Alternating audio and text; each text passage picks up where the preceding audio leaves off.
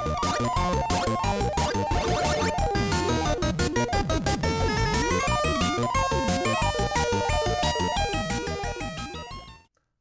this is Jeff from the Ozark Mountains. That's in Missouri, USA. Well, today we're going to talk about electrolytic capacitors. Exciting, yes? Every electronic component has a limited lifespan. There are things that can shorten that lifespan, such as elevated temperatures and voltage surges.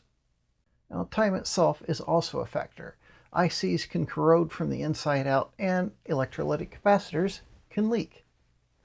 This video is about replacing electrolytic capacitors, when to replace them, when not to replace them, how to select the correct parts, and some tips for the install itself. So, let's get started. Thanks to PCBWay for sponsoring this video. They not only do PCBs and flex PCBs, they also have 3D printing service, injection molding service, they do CNC machining, sheet metal fabrication. They also have a thriving maker community where you can share projects and check out what other people are doing. For your next project, head on over to PCBWay.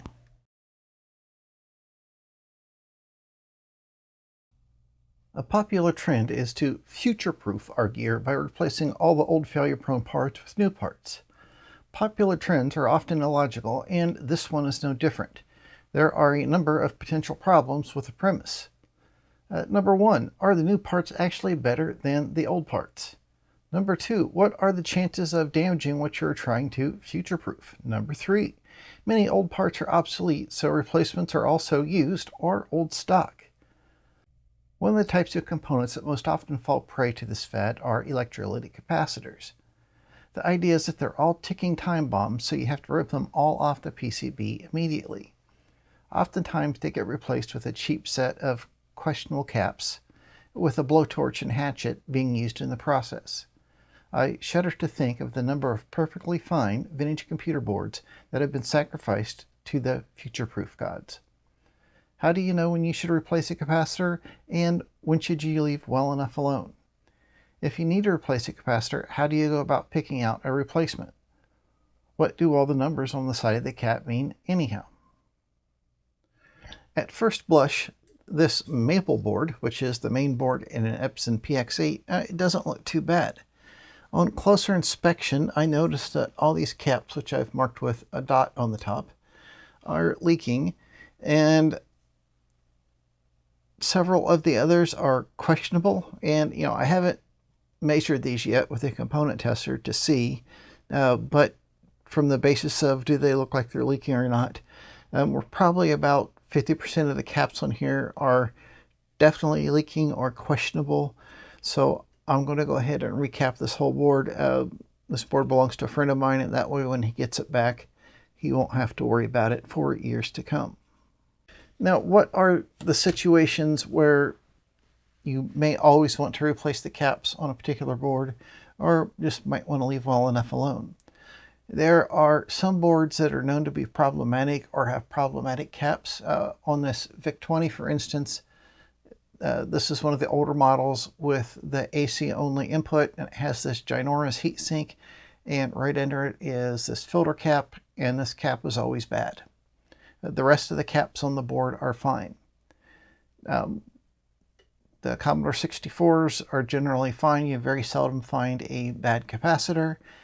You get into like the TRS-80 Model 100s, those all leak. Probably 2/3 of the capacitors on the board leak, so I replace them all.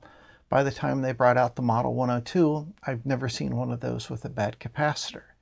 You go forward in time, the first personal computers with surface mount caps, some of the early, like Amiga 600, 1200, etc., those all seem to leak.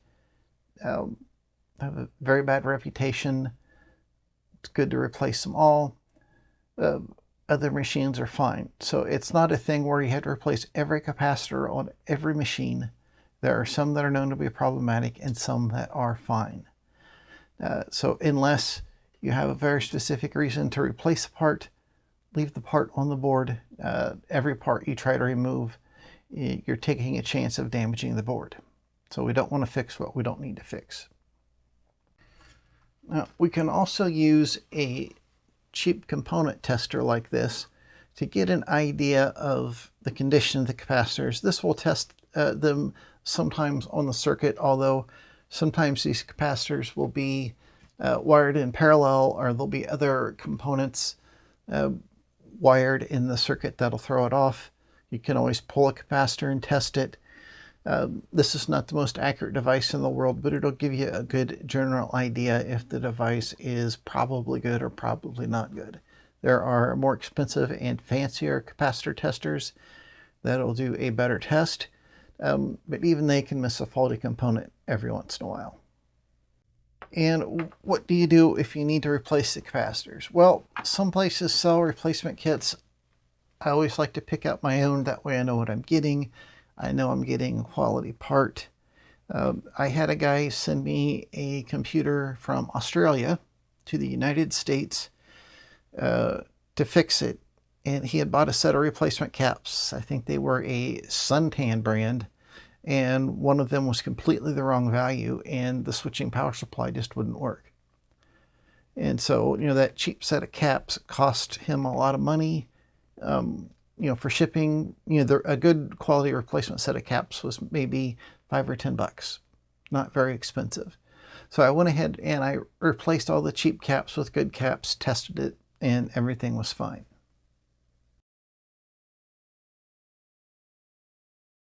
I went and found this old VIC-20 on the shelf. It is the type that's AC input only, hence we've got this ginormous heatsink here.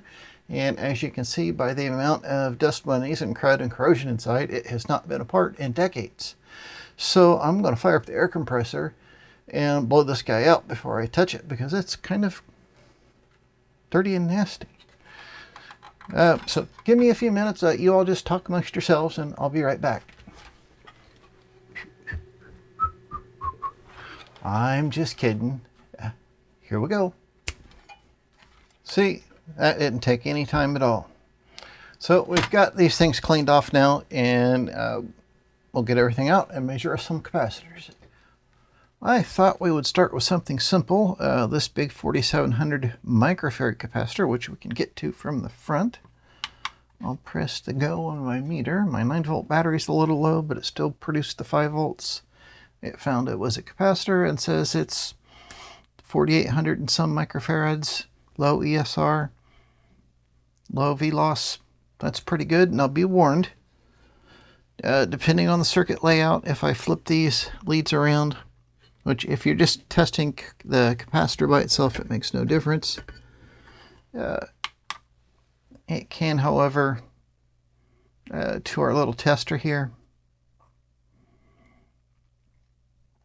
Yeah, see there, it thinks it's a diode with some capacitance, and so. Anyhow, that's been my experience. These big guys work fine.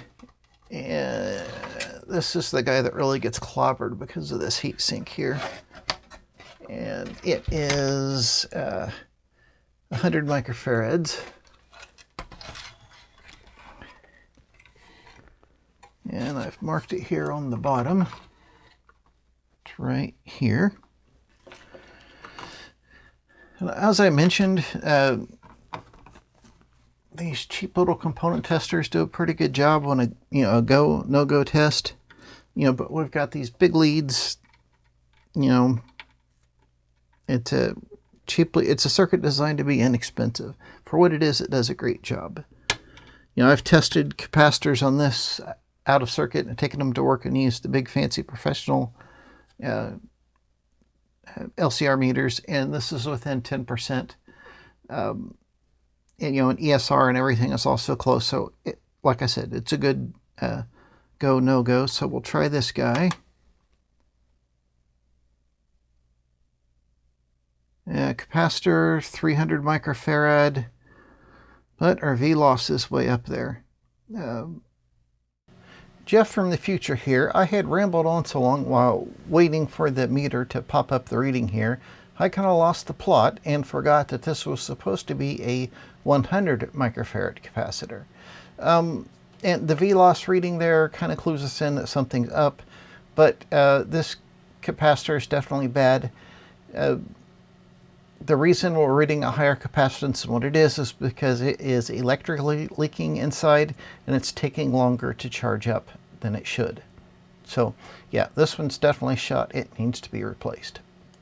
Now, on this part of the board, these two capacitors are both 1 microfarad, 50 volt, and I've got them marked here on the board. We'll see how they do.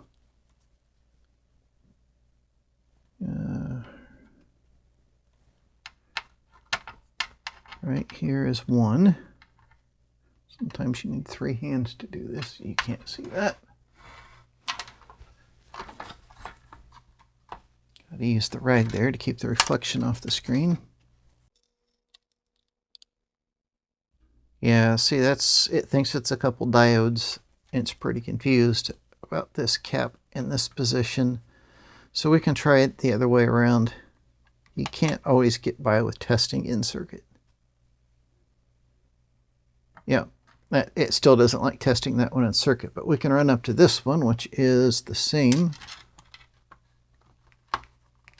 capacitor.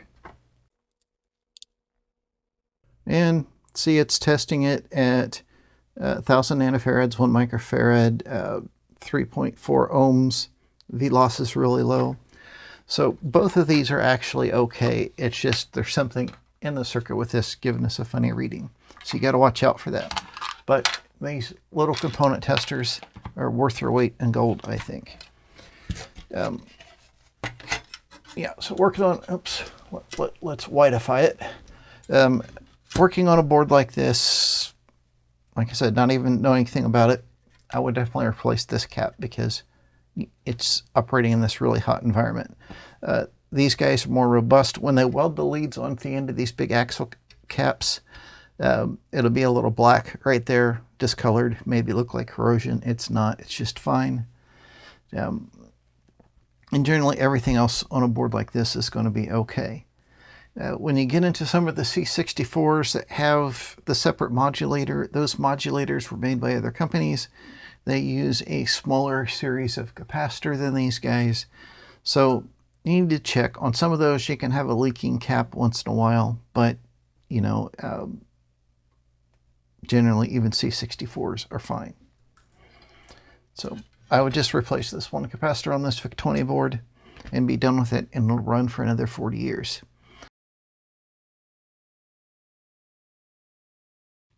Where I like to start out is building a capacitor map. So I know for this machine and in the future what caps I need for a particular board, and I always make these publicly available.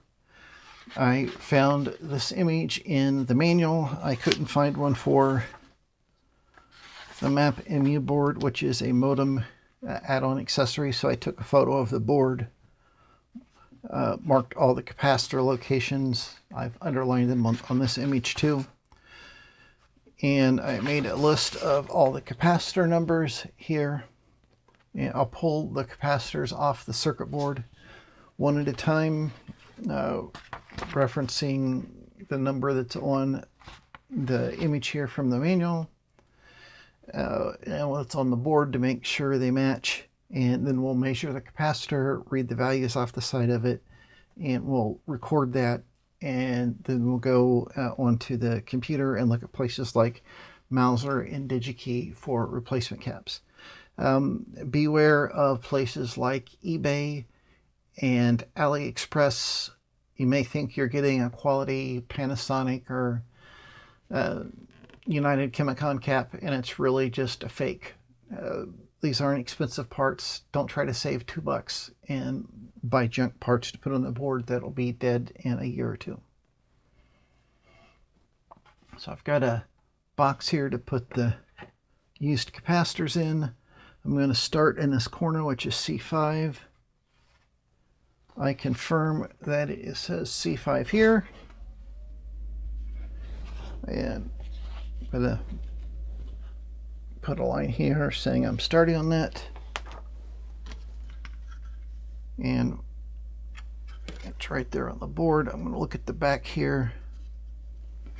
And I got to get another tool here. This is really important. It's my old man glasses so I can see. These are actually my special old man soldering glasses. Okay. Let me get you zoomed in here. Oh, blurry. Okay, the capacitor leads are on either side of this surface mount resistor. So we'll need to be a little careful.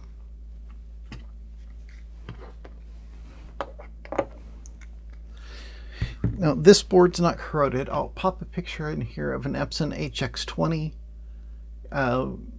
They tend to corrode. It leaks from the capacitor. It leaches through the solder in the via to the bottom side of the board, and it is very difficult to desolder. You don't be tempted to crank up your iron and thinking if you get it hotter it'll work. That lead oxide that forms has such a high melting temperature that you'll destroy the board by the time you get that hot enough to melt.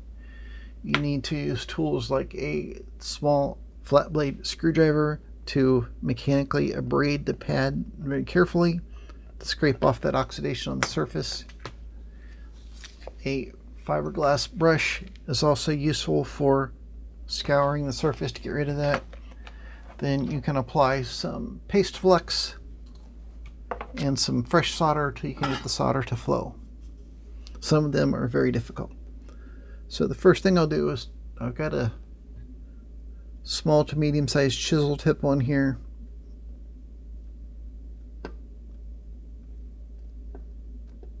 Going to apply some fresh solder.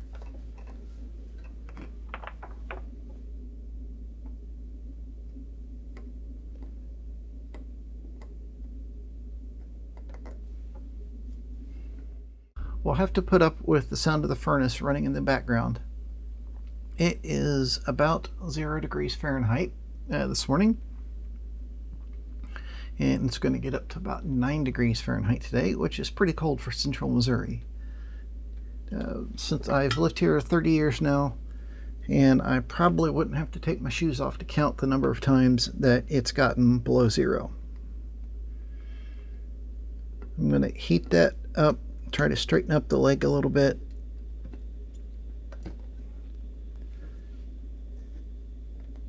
The insertion machine will cut the legs and bend them over to keep the parts from falling out as it goes down the assembly line.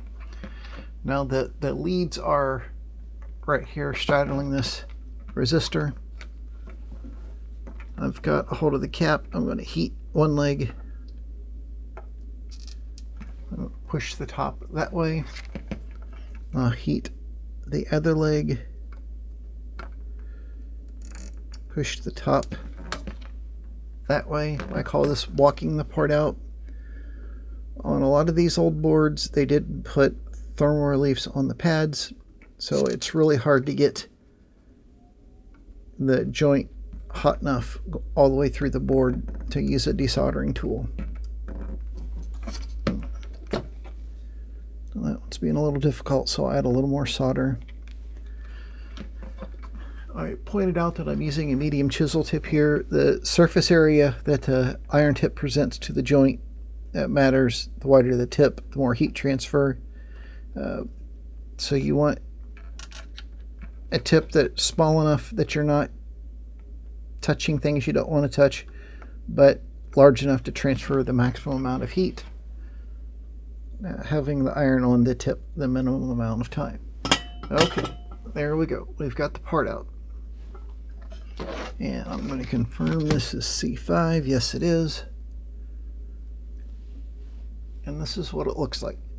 Now you notice that the legs come out of the capacitor and they're very narrow, and then they splay out. This is very common, and the manufacturer probably sells this capacitor with the legs coming just straight down or in the splayed configuration. These are both standard pitch sizes, that is the distance the legs are apart. It may aid in board layout to have a wider gap to run other wires through. Sometimes an older series of capacitors by the manufacturer may have used the wider spacing, and so when they offer the new series, they also offer it in the wider spacing, so somebody that's been using the previous generation cap can just swap over to the new part number and insert it into the same hole in the board. They don't have to spin the board again and go through testing and all that. Okay, so here is our capacitor, and you can see there it says 10V, that's 10 volts, 33 microfarad, and it may say somewhere on here what the temperature reading is. It does right there, 85C. So I know I'm working on C5 because I marked it as in progress, so I can write that down. 10 volts, 33 microfarad, 85C. Okay, that is the electrical characteristics of this capacitor, or at least the major electrical characteristics. Now we need to know its physical size. So I've got a cheap set of calipers here, but these are good quality. I've had these about 25 years. They read out in inches, so I'll have to convert that to metric later on. I like the dial calipers. They're easier to read than veneer calipers, but they don't require batteries like digital calipers. The plastic calipers are useless. Don't waste your money. Just get a good set of dial calipers. And no matter the quality of caliper you have, the tolerance of your reading is going to be in the neighborhood of plus or minus 1,000th. So don't think you're measuring, a few microns with these things. So here I've got, see, the 0, 1, and 2, that's tenths of an inch, so 2 tenths. And that is about 5.205. So this is a 5 millimeter cap. But I'm going to write down 0.205 inch. I'll mark my column here as diameter. And we need to know the length. There we go. So that is 3 tenths. That's 0.364 by 0.364.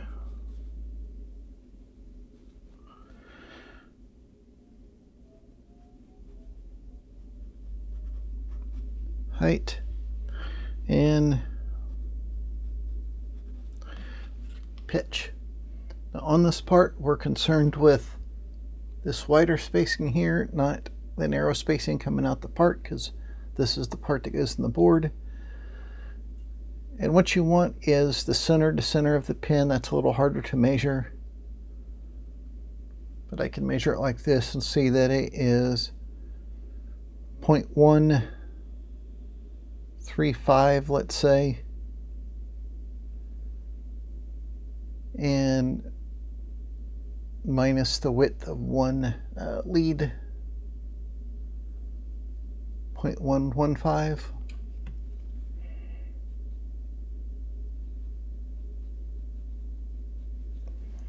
And you can always, if you want to double check that, grab your board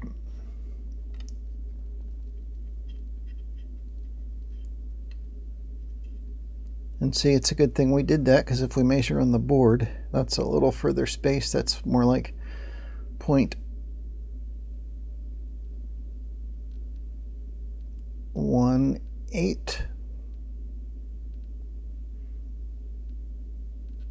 0.17518. Okay.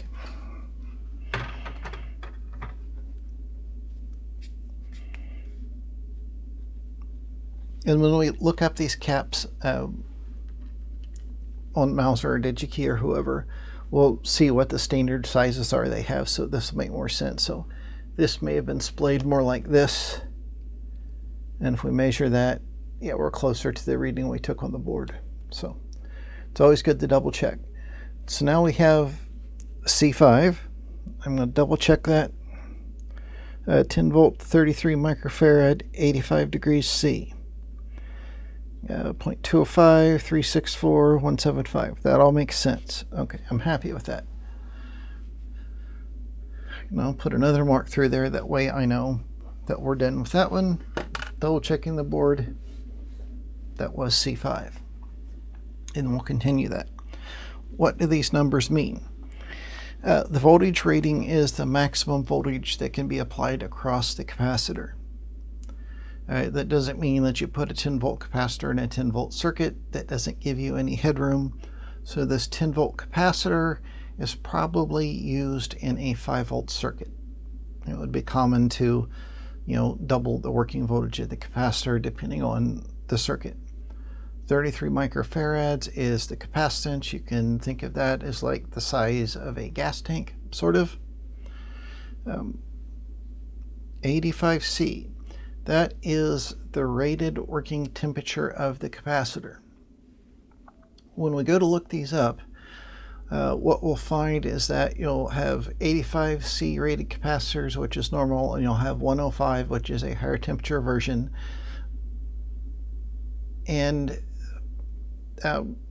this temperature rating is the number of hours that the capacitor will run at this maximum voltage at this temperature. So the ratings will look like 10 volt, 33 UF, 85 C at 1000 hours. Generally in this consumer stuff, the capacitors in there are going to be 1000 or 2000 hours. So, one of these capacitors will know if you put it in a circuit meeting these conditions, it's running at 85C, which is super, super hot. It should last about 1000 hours. This computer is not going to run at 85C. So a lot of people would immediately think, okay, well, I'm going to only use 105C replacement capacitors because they're better. Well, they are in certain applications. If you have an application where it's in a hot environment like a power supply, and it's going to, it's in a compact design, it's going to run hot, yeah, that's a better capacitor. It's probably a better choice. In this type of computer, it lasted all these years with an 85 degree C cap. The operational temperature is going to be 20, maybe 30 C. So there's not enough difference in the lifespan between these two temperatures. If you looked at the rating curves on these, there's not going to be enough difference at that operational temperature to make any difference whatsoever. Another thing I'll see is people will go really crazy and they'll get the really high dollar 10,000 hour caps, which are intended for like industrial applications where you have a machine that's running 24/7 for 10 years. And in a harsh environment, and that makes sense. This computer would never run 10,000 hours in its entire life, right? Let's be honest. It's not going to run 10,000 hours at 85C or 105C.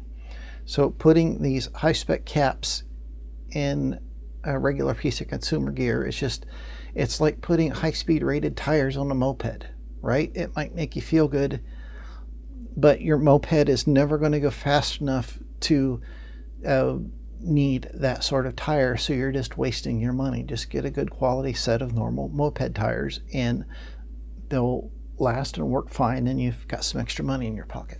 Okay, lecture aside, I'm going to go ahead and go through the rest of the board, pull all the caps off one at a time, measure them, write them down, and then we'll jump on the computer and find some replacements.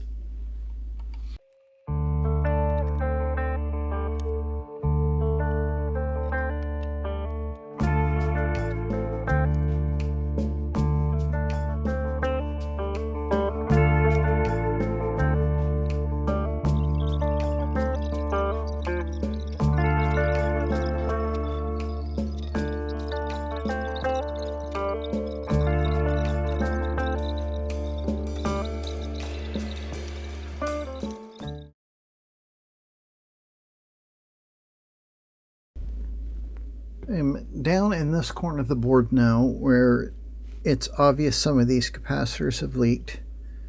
I just got C14 pulled out and its neighbor is C13 here, and it's corroded through the board just slightly. So I'm taking a flat blade screwdriver and very carefully abrading the surface of the joint.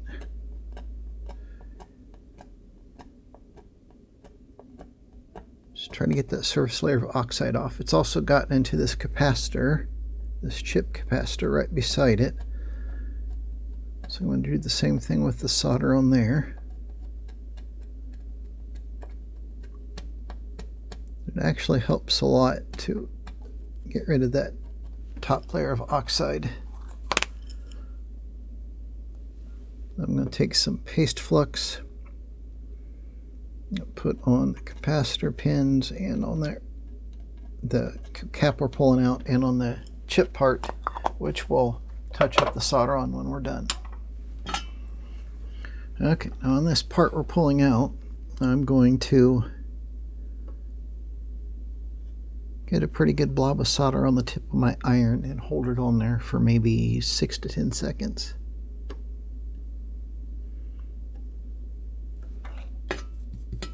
I'm not putting any pressure on it, I just want it to have a good chance of heating and working that flux and fresh solder into the joint. And we'll do the same thing on the other side.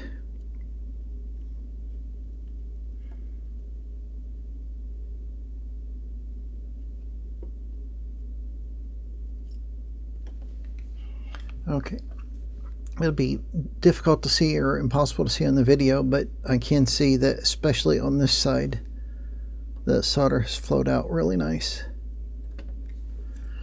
And I'll grab the part under the board. I'm going to push that way on the top of the cap first. Add a little more solder here for good heat transfer. I'm going to give that maybe 5 seconds so it'll go all the way through the board. And the cap's still not wanting to budge, so we're not getting, okay, there we go. Got it to move a little bit, so we'll go to the other side now.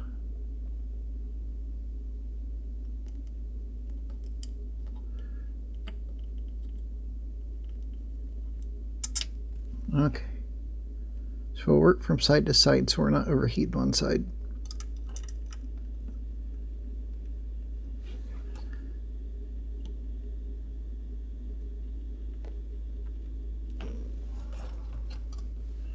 I think we just got the right side here.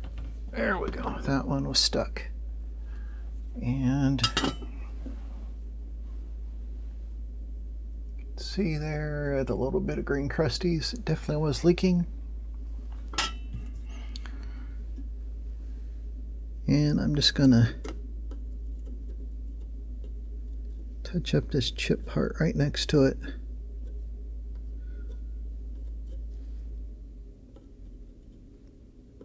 Yep, that was a little too much.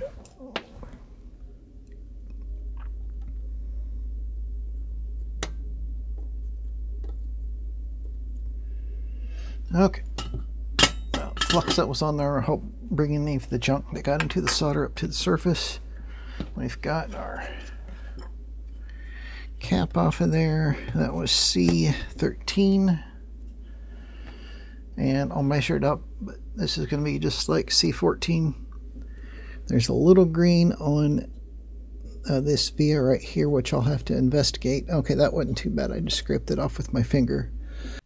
Now, before we turn the soldering iron off, this is a good time to go ahead and use your desoldering tool or solder braid or whatever and clean out all the holes where we took the caps out and clean up the board.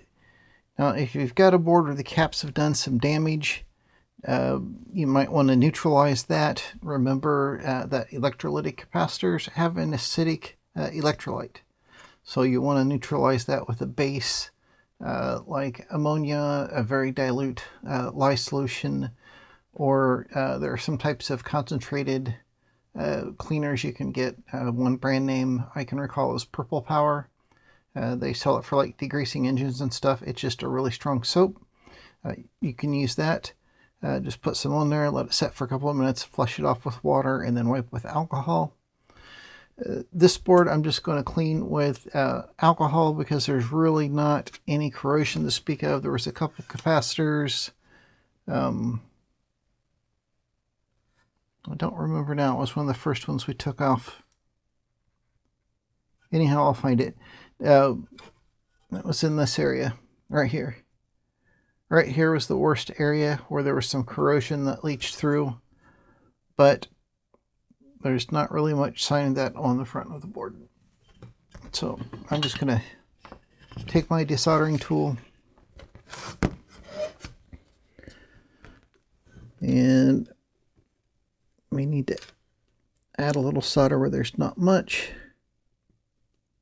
Let it heat up. Yeah.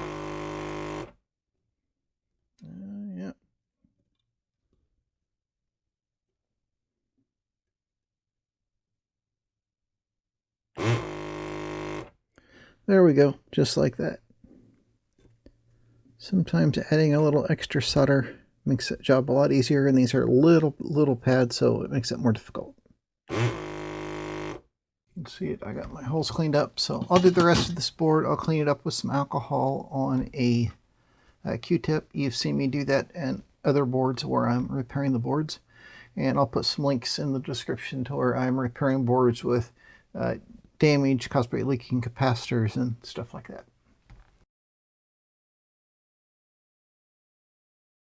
Making a list of all the capacitors on the board is probably the most time-consuming part of the process. And then the next thing I like to do is create a color-coded capacitor map like this. The flat side of this shape denotes the negative lead of the capacitor, and capacitors that are the same value are all the same color. So I'll combine this with a list from Excel to produce the map. For instance, we'll go into Excel here, and I've imported the map from PowerPoint, and I've got a description of the capacitors right here, and noted their pitch and size, diameter and everything in inches, and converted that to metric. I have given each one an index as a letter just for convenience, and I compared these to the other kits I keep for other computers like the HX20, the M100, and some of these I use for the other kits that work on here. The ones I marked in X will not. And on this one, the original one in the Model 100 is 12 millimeters tall, so it might be too tall for this application. But I'll go back and look at the actual capacitor that I got and see how tall it actually is. I may have actually ordered a shorter one, so it'll do fine. And then I can just print out these capacitor map pages. There's one for each board, and have a good reference for the future. And I can, share these with everybody else online, and it makes it easier for other folks too. So then the next step is actually going to like Mouser or DigiKey and ordering the capacitors. And so we'll do that next. I typically order things like capacitors through Mouser, sometimes DigiKey. Mouser's a little closer to me, so delivery's a little faster, but to each his own. So we want to look for an electrolytic capacitor. That's the easiest way to start out. And we want radio-leaded capacitors. And once you get into this, the selection tool here really helps a lot. You'll notice there are a lot of different types here. Low leakage, low impedance. This is electrical leakage, not leaking fluid out. Low ESR, high frequency. The capacitors we're looking for are general purpose. There are also bipolar or non-polar capacitors, which you'll find in some vintage computers like the Model 100. Low ESR capacitors you're going to find in more modern switch mode power supplies. We don't need these for our vintage gear for general purpose use though, so there's no point in spending the extra money. In fact, these really low ESR capacitors didn't work back then, so you may find some things don't work quite right with it. So we're going to select aluminum, electrolytic, radial.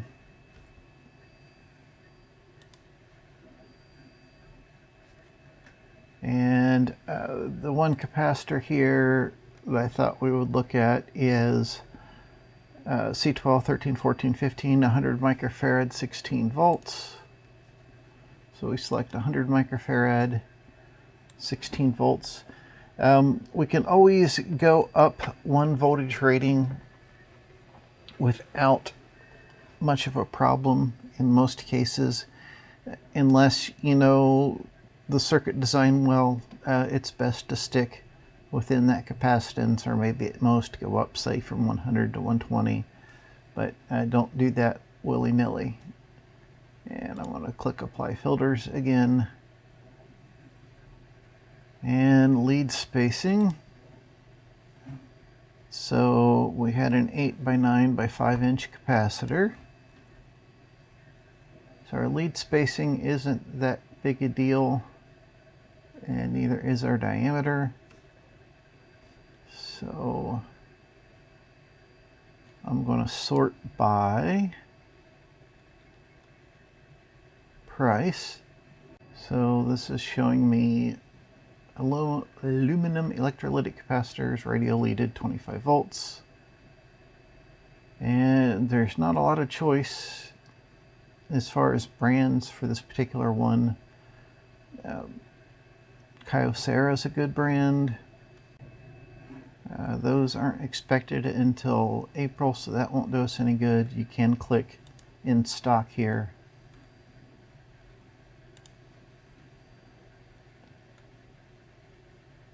And okay, here we go. They do have these in stock. If we look at that guy, it is 100 microfarad, 16 volts. It's 105C, which doesn't really bother us. It's 5 millimeters in diameter, 11 millimeters high. And this one is 9 millimeters high. So I did measure the board. There are components that are 11 to 12 millimeters high, so the height isn't a big deal. And you can see this is a 6,000 hour, so it's really a little bit more of a capacitor than what we need, but this may be what we can find in this value range, which surprises me. 100 microfarad, 16 volts. If we look at the data sheet,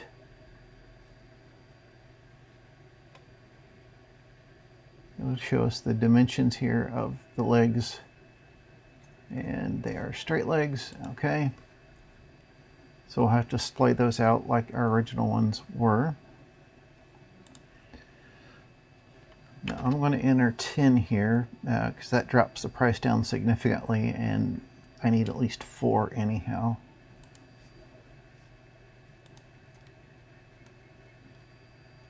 Then I'm going to go back into capacitors, and I'm going to try my search again in case I missed something. So go back to capacitors, and we'll try again just in case we missed something by the way we selected the option. Sometimes you can miss a few things, or there's kind of a glitch in the way it selects things for you. So we will select 100 microfarad. 16, 20, or 25 volts. And we want radial. Well, it took it down to 329 possible choices, so apply. And aluminum aluminum electrolytic capacitors are the standard electrolytics we're used to. Organic polymer, that's in polymer, they're a slightly newer capacitor that won't leak, slightly different properties. These audio grade yada yada, the fancier ones, low ESR, we really don't need for our applications on these vintage computers. These really low ESR capacitors didn't exist then. So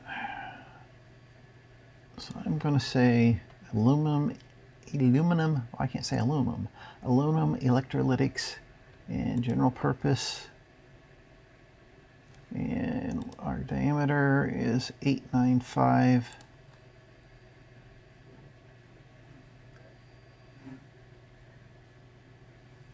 So let's see what we get. Like that, okay. And 1,000 hour, 2,000 hour, down to 54. Okay, so yeah, here's another couple good brands, so we have some more choices that way.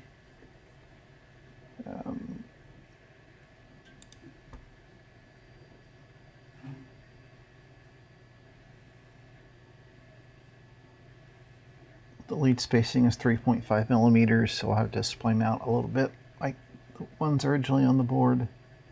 The body's the same height, which will help because we need to display the legs out. This is probably a better choice for our application. We can go back. We can unselect the diameter and select the 6.3 and just compare prices because the diameter is the least important of the physical characteristics. Yeah, so here we have some other choices that are less expensive.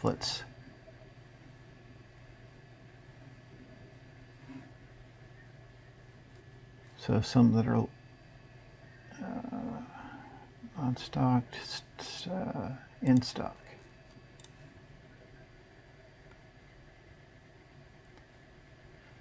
Panasonic, good brand, 10 cents a piece, 85C.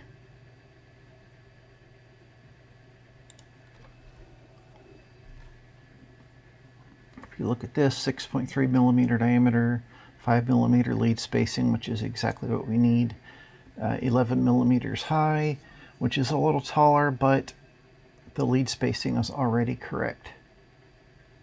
Just in case, let's check the data sheet, and the leads are straight. So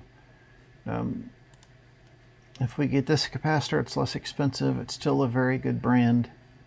We've gone up a step in voltage, and they're only 10 cents a piece rather than 30 or 40 cents a piece. And I'll go back from there just to double check. Yep, okay. So that's the general idea. Another thing that's happening these days is a lot of the capacitors I picked out previously for like the Model 100, they're reaching end of life. So you may have to go back in if you're doing another one of those machines in the future and select a different brand off of those same characteristics. But it's not hard once you get the hang of it, and you can go through this selection grid here pretty quickly and narrow down to what you want. And keep in mind you can go up a step in voltage pretty easily. It won't affect most circuits, and you can go to a smaller diameter most all the times, a larger diameter a little bit, sometimes a little bit taller of a capacitor is okay. A shorter one's probably always okay. So you can make those trade-offs and find what you need that'll work in the circuit.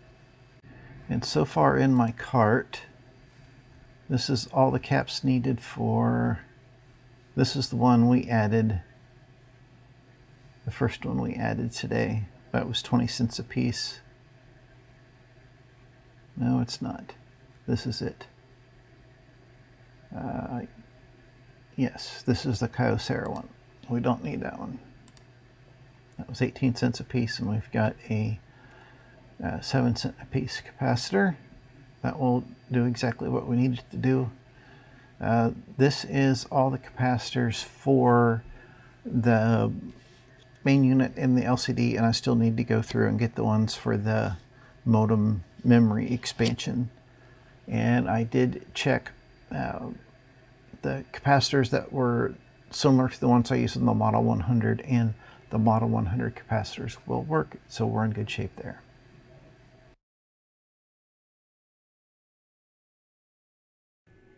Well, I hope you found this video helpful, and it's taken a little of the mystery out of when you should recap a machine and when you might not want to. It is not something I think should be done just automatically, except on some machines that have that reputation for needing that done. Like I mentioned earlier, the Model 100, some of the Amigas, etc. Anytime you replace a part on these old machines, you take the danger of damaging it. So we don't just want to replace parts willy-nilly. And if you don't have experience doing this sort of thing, don't practice on these vintage boards. Find some old junk board that you don't care about and practice learning to solder and desolder on that. That's how I learned myself. So we've gone through, we made a list of the capacitors required by our boards. We learned how to measure them, see what the numbers on the capacitor meant. And we got all of our old capacitors pulled off of there. We saw how to go to a supplier site like Mouser and use their matrix to find the parts that we needed, and even go back and look again if we didn't get a lot of choices the first time. And we got a better deal the second time with a quality Panasonic capacitor that will meet our needs, and it's not something fancier that we really don't need. You really don't need 10,000 hour capacitors. Automatically selecting the higher temperature or higher voltage capacitor isn't really going to buy you anything. Remember, that's like putting high-speed tires on your moped. It might make you think you're cool, but what's killed these capacitors is just time. It's not any of those other things. So if you have any questions or comments, just leave them in the comment section down there below. I would love to hear from you. The capacitor map I made for this and the others, I will put a link in the description below to where you can find those. I'm kind of reworking the one for the Model 100 right now to make it more like the newer ones. So I'll put a link to like the general section of my website where you can find all the capacitor maps, and then if I need to update them, you can go back there and find them again. Thanks to everyone who helps support the Hey Birt channel through Patreon and other means. It is greatly appreciated. And until next time, bye.